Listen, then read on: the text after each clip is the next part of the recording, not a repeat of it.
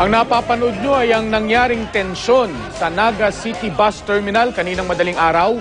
Pinigilan ng mga tauhan ng bus terminal ang pag-take over ng lokal na pamahalaan sa pagpapatakbo sa naturang terminal.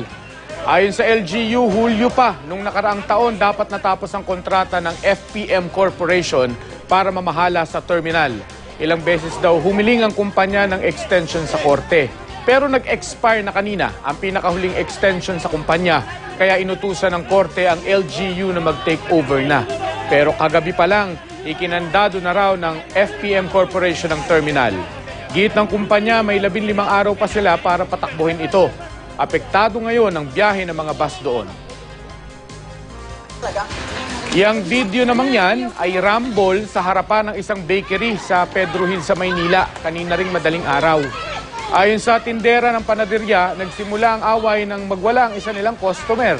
Umorder daw ng bulalo ang customer pero dahil wala silang tindang bulalo, cup noodles na bulalo flavor ang ibinigay niya. Doon na raw nagsimulang magwala ang lalaki. Hanggang sa makasuntukan niya ang isang tauhan ng panaderya.